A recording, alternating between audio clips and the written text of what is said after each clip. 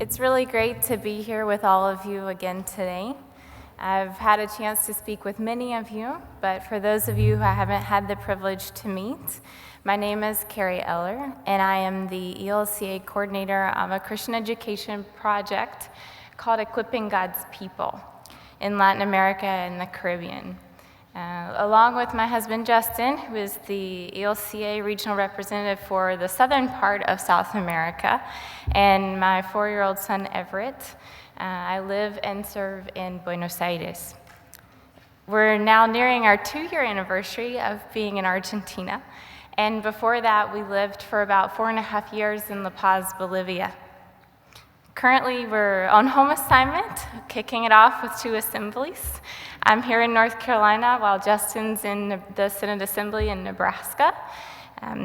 We're only here for 2.5 months, and there are lots of activities and many places and people to visit and see. We're headed to not only congregations here in North Carolina, but other sponsoring congregations in Montana, Arizona, New Mexico, Nebraska, and Illinois. So we're quite busy.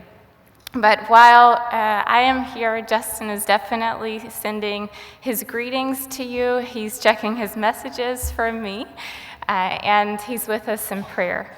I also bring you lots of greetings from the Latin America ELCA companion churches, and I hope today that these greetings warm your spirit and remind you here on our last day together that even though we're parting ways, we leave with the support of not only those people who are around us, but also our brothers and sisters in Christ around the globe with their prayers and their blessings.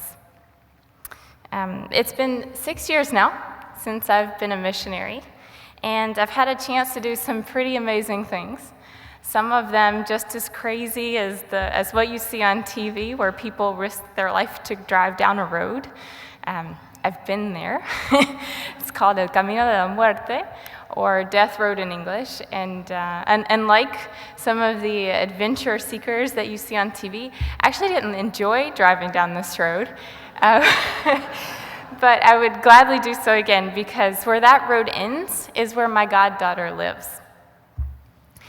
I have lots of stories to share, lots of interesting things that I could talk to you about for a long time. Most missionaries do. And of course, well, we love to tell them. This is something that we recognize about ourselves, and yet it's kind of hard to stop. Somehow it's in telling these stories that we try our hardest to share with you how something inside us, about us, has changed. Usually, you end up hearing the lighthearted, funny stories about how cultures push people to do things that they really wouldn't have thought to do before, and well, that's just because we have to start somewhere. But if you sit down with us long enough, you'll eventually hear deeper stories, like the one I'm about to share. It was about 4 p.m, and we were driving back to La Paz, exhausted after having spent 2 days at an ecumenical gathering in Sorata. It was on this trip that my role as a missionary radically began to change. As I drove around the corner of a mountain, doing my best to steal glimpses of this incredible mountain view, and at the same time hugging the mountainside for dear life, a pastor that was in the car with us asked me how it went with the kids. And well, I told him that I did the best that I could, but I was only asked like 2 minutes before, and I only had with me the Bible and a songbook. I didn't really bring anything. I wasn't prepared. The educator in me knew that what I did was okay, that God can use even a C+ lesson to work in kids' lives. But I just left with this nagging feeling that I could have done so much more. But the pastor went on to tell me I wasn't alone, that there were many Sunday school teachers in Bolivia that desperately wanted Sunday school material in Spanish, specifically written for their context, from a Lutheran perspective, and that they needed support. So I prayed about it, and I consulted the pastor president, and I started working with other Sunday school teachers that were in the city.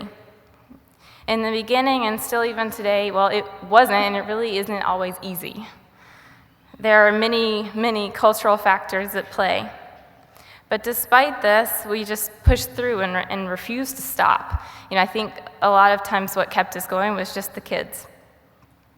We wrote and we published 3 Sunday school books in Spanish based on the lectionary, complete with guiding questions, activities, investigations, songs, the small catechism, educational methodology, and we distributed it all for free to congregations in the Bolivian Evangelical Lutheran Church.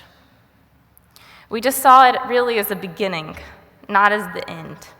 We used it as a tool to bring educators together, giving them a space to ask questions, support one another, encourage one another, and to equip teachers with popular education methodology.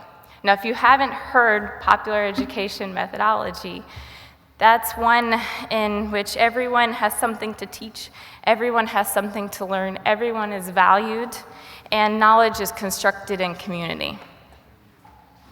This little group of 4 educators in Bolivia has had such an impact on the church that now workshops given from all of the offices in the Bolivian Evangelical Lutheran Church now seek their consult. I'm talking women, youth, diaconia, because they're trying to figure out how they can better engage participants to have a more lasting and profound impact. They did all of this voluntarily and with prayer, simply to help their church. While it did that, I have the honor to stand here today and tell you that they did so much more. God's plan was bigger. It's being used in 12 Spanish-speaking countries and the United States.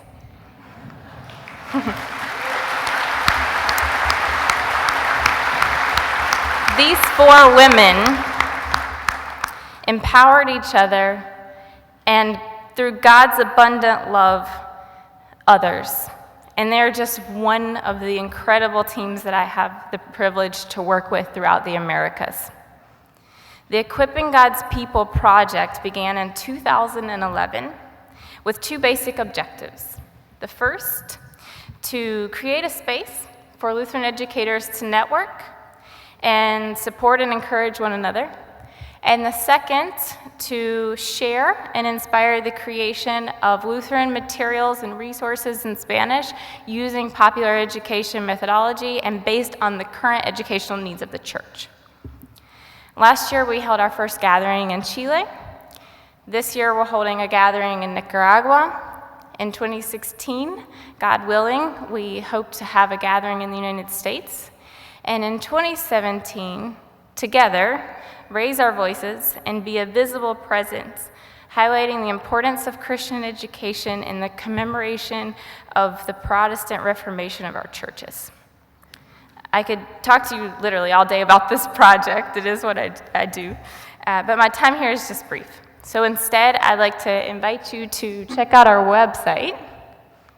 It's kind of long, but I know you can find it if you search Kari Eller too and just in Google. But it's called Capacitando al Pueblo de Dios.org. That's the Spanish for equipping God's people. On this website, you can find all kinds of free, everything on the website is free, resources and materials in Spanish, including, but not limited to, 19 songs written to teach children about liturgical seasons, confirmation lessons, Bible studies, activities, games, books about topics such as sustainability, HIV/AIDS, the environment, development, mission, confessional Lutheran identity. You can link to theological organizations and companion churches. All of these resources were shared freely by the churches for the churches. This project has picked up a lot of speed very quickly. Like I said, we began in 2011. And in an effort to simply systematize and share about our experience, we have written a book on popular education and Christian education that you see in the picture. Originally, this book was written in Spanish, but we've had a lot of people ask for it. So we've worked really hard on a zero budget this year to translate that for you. So you can go to the website and translate it. I put it on the homepage, so if you can type in the website URL, it's this picture that you see, and there's a link beside it that says the book in English. When my husband and I became missionaries, we were told that we would be pastoral team educators, with Justin being the pastor and me being the educator. Well, I wasn't exactly sure what this was going to look like. I wasn't exactly sure what was going to happen when I sat down with those 4 Lutheran educators in Bolivia. I wasn't sure what was going to happen when I sat down to write this project with my boss, or when we turned it in, or when we began visiting Lutheran educators in other countries, or even when we held our first gathering. But what I was sure of, what I am sure of today, is that si tuvieras fe como un granito de mostaza, tú dirías a esa montaña, muévete, y la montaña se moverá. If you would just have faith the size of a mustard seed, you could say to the mountain, move, and the mountain will move. If this story isn't a glimpse of the inbreaking of the kingdom here and now, then I don't really know what is.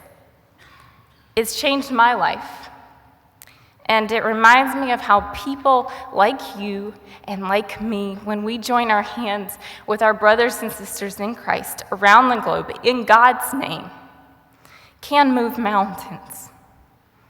So thank you for supporting projects like this one and missionaries like us.